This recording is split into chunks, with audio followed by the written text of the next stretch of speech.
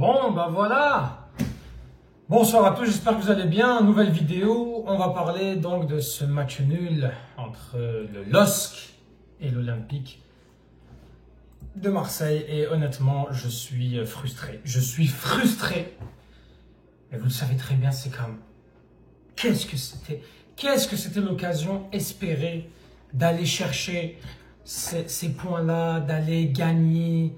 Alors oui, ce match face à Lille, on avait dit que si on gagnait 3 matchs, quand il restait 4 matchs, j'avais dit, si on gagnait Brest, on gagne Le Havre, on gagne Rennes, bon, tu peux te permettre de perdre face à Lille.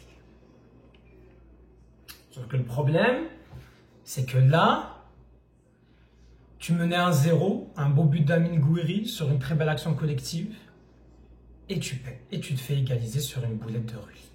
Parce que tu ne sais pas que des fois, à un moment donné, il faut savoir jouer un petit peu long, il faut savoir à un moment donné être pragmatique, il faut prendre son temps. Et c'est bête, c'est frustrant, c'est bête, c'est terrible, parce que Lille n'a rien fait. Lille n'a rien fait de la rencontre. Rien du tout. Tactiquement, Marseille était dans un 4-3-3 avec ou un 4-2-3-1, ça dépend comment Rabiot est positionné, mais c'est Kondogbia, Balerdi, Murillo, Ulysse Garcia, Rulli, Hochberg, Benasser au milieu, Rabiot en 10, Greenwood à droite, Luis Enrique à gauche, Amine Gouiri en pointe. Et dès le début, on sent que Marseille, voilà, techniquement c'était très propre, beaucoup de situations, des ressorties de balles, on arrivait à trouver les espaces, on arrivait à bien combiner, on arrivait à faire des fois le pressing quand il fallait faire le pressing, on sortait bien le pressing, on le déjouait le pressing des Lillois, on arrivait quand même à faire beaucoup de choses qui nous ont permis d'être clairement au-dessus de Lille et devant pendant la bonne partie du match, et surtout techniquement on a été mieux, on s'est procuré beaucoup d'occasions. On avait l'occasion de Murillo, une occasion juste en deuxième mi-temps par Rabiot, Gouiri qui marque ensuite le but. Quelques situations encore que Marseille a pu se mettre, mais voilà, Lille n'arrivait pas, la défense était très bien alignée, les Jonathan David n'ont rien pu faire, Bruno Genesio nous avait mis une compo avec un 4-4-2 avec Akpom et David, Aradson, Fernandez Pardo sur les côtés, Benjamin André, Bentaleb le double pivot, Mandy, Ribeiro donc en défense centrale, Ismaili en latéral gauche, Thomas Meunier en latéral droit. Il y a eu quand même, à part Benjamin André qui arrivait à prendre un petit peu Benasser, aucune faille quasiment dans le système de De Zerbi.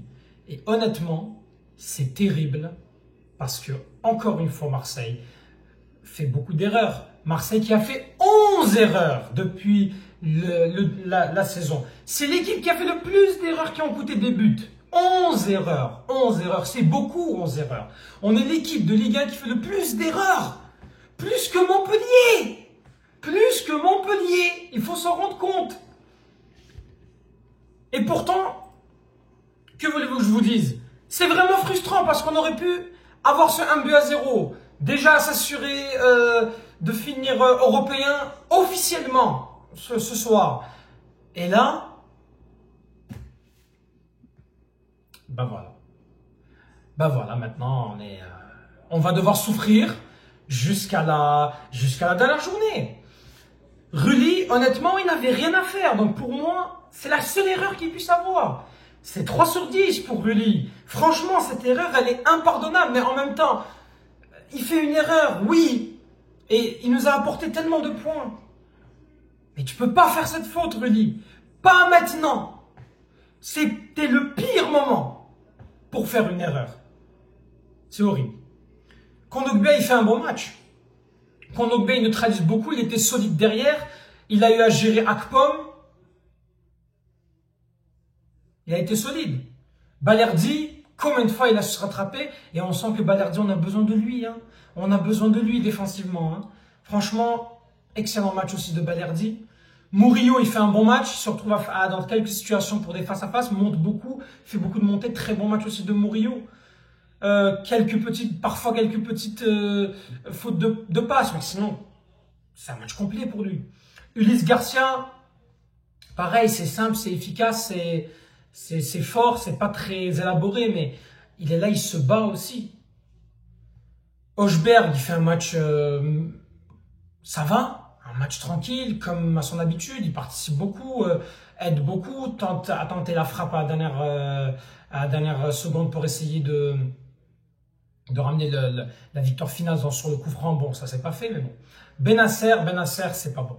Benasser, il a constamment perdu des ballons. Combien de fois il perd des balles? Combien de fois il se retrouve vraiment piégé? Et Benjamin André l'a massacré dans son duel. Il a perdu son duel face à Benjamin André. C'était tout à fait normal qu'il sorte à la mi-temps. Remplacé par Rongier qui n'a pas fait non plus une grosse entrée. Hein. Honnêtement, on n'a rien vu de Rongier. Et on sent que Rongier, c'est un joueur qui est limité pour le très haut niveau. Il a beau se battre, courir, être volontaire, mais il y a des limites à tout. Hein. Greenwood, c'est un excellent match. Même s'il ne marque pas, combien de fois il réoriente le jeu, il trouve l'espace qu'il faut, il est impliqué, il revient défensivement. Greenwood, honnêtement, quand il veut, c'est un très bon joueur. Il faut qu'il ait tout le temps envie de jouer comme ça. S'il joue tout le temps comme ça, Greenwood, honnêtement, ça pourrait être bon. Il a tenté des opportunités, il a tenté de faire des passes. Bon, il n'a pas pu, c'est comme ça. Rabiot qui a eu 2 situations où il rate. Alors c'est cadré, le gardien les prend, mais il peut faire mieux, je trouve. Surtout sur la deuxième frappe à un moment donné, où est-ce que Greenwood, il s'en mêle les pinceaux. À un moment donné, c'est contré par Mendy, ça revient sur Rabiot qui a le temps, qui prend le temps d'aller un petit peu faire douter le gardien, puis il tire directement. Chevalier était déjà sur la trajectoire. Donc voilà. Guiri prend un mi-temps un petit peu timide, il fait pas mal de pressing, participe quand même à des récupérations de balles, il participe au jeu collectif, techniquement il est propre, il arrive à se retourner quand il est dos au jeu, alors qu'il y a des fois 2 joueurs sur lui. Franchement, un régal, et le but plat du pied, honnêtement c'était parfait, un but d'attaquant. C'est un tueur en ce moment, Awin Guiri. Il est excellent parce qu'il n'a pas beaucoup de situations, il n'a pas beaucoup d'occasions, il le sait d'ailleurs qu'il n'allait pas avoir beaucoup d'occasions, et pourtant il a marqué le but quand on en avait besoin. Et c'est dommage, je le répète, le héros ce soir, mais que voulez-vous? C'est la vie. Hein. Et pour finir, Luis Enrique, c'est pas un bon match, hein, c'est une déception totale. Luis Enrique, honnêtement, il va falloir changer au prochain mercato. Hein. Peu importe le résultat final, il faut vendons-le le plus vite possible, parce que ce joueur, je ne vois pas comment il pourrait s'améliorer plus. Je ne vois pas comment il pourrait faire plus. Il a vraiment fait son maximum. Oui, en début de saison, il était en sur-régime, il a eu quelques situations, mais là, on n'y arrive pas avec Luis Enrique, je suis désolé, c'est pas bon. Quand Merlin est rentré, bon, il a fait quelques...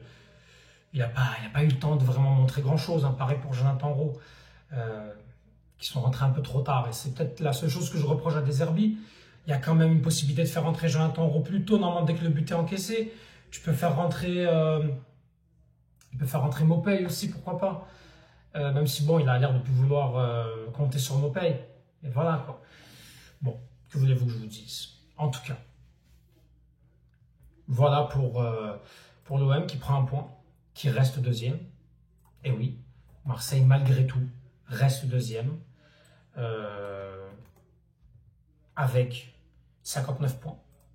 Monaco qui a gagné Saint-Etienne, 58 points. Nice qui a gagné Reims, 57 points. Lille, suite à ce match nul, descend à la 5e place avec 57 points. Et Strasbourg, qui est à 57 points aussi. La différence de but, c'est que Nice c'est plus 21, Lille c'est plus 17 et Strasbourg c'est plus 14.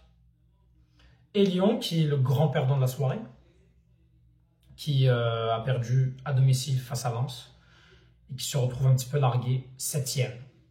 5 points séparent le deuxième du 7e. Lyon a peut-être dit adieu à la Ligue des Champions, on verra.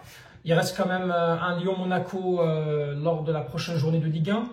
Nous, il nous reste 2 matchs. Il nous reste un déplacement au Havre et il nous reste la réception de Rennes. Là, on vient de griller notre dernier joker. Pour moi, il faut gagner les 2 prochains matchs si on veut que Marseille soit deuxième. Gagnons ces 2 derniers matchs. On a Le Havre et on a Rennes. Le Havre qui a gagné face à Auxerre. Le Havre qui est 16e, qui a 1 point de Nantes, le premier non relégable. Donc Le Havre qui va jouer quasiment sa vie contre Le Havre qui lui reste Marseille et Strasbourg. Donc quoi qu'il arrive, à moins qu'il y ait une victoire de Reims, de Nantes et de Angers, Le Havre va jouer jusqu'au bout pour aller chercher à éviter les barrages. Pendant que nos concurrents, Rennes va jouer contre Nice. Rennes qui va pas très bien. Rennes qui voilà, ont l'air d'être en vacances parce qu'ils savent qu'ils vont être maintenus. Angers joue Strasbourg. Monaco-Lyon.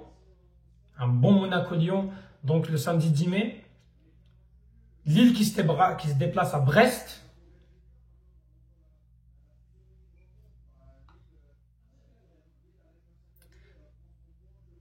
Donc, voilà qu'est-ce qu'il y a à dire. Mais on va espérer que tout le monde ait des contre-performances. Puis pour Lyon-Monaco, honnêtement, tant que Lyon gagne, c'est à Lyon de gagner. Si Lyon gagne Monaco, on est assuré. Parce que moi, le seul match qui me fait peur maintenant, c'est Le Havre. C'est Le Havre. C'est le match face au Havre qui me fait peur. Tout simplement. Sinon, dans la journée, on a Nice-Brest. On a Lyon qui joue Angers. On a Strasbourg-Le Havre. On a Lens-Monaco. Et on a Lille-Reims. Il faut gagner nos 2 derniers matchs. Nous avons notre destin entre les mains. Gagnons ces 2 derniers matchs, peu importe comment. De ce que j'ai vu, moi, je suis quand même rassuré au niveau du jeu, au niveau du contenu.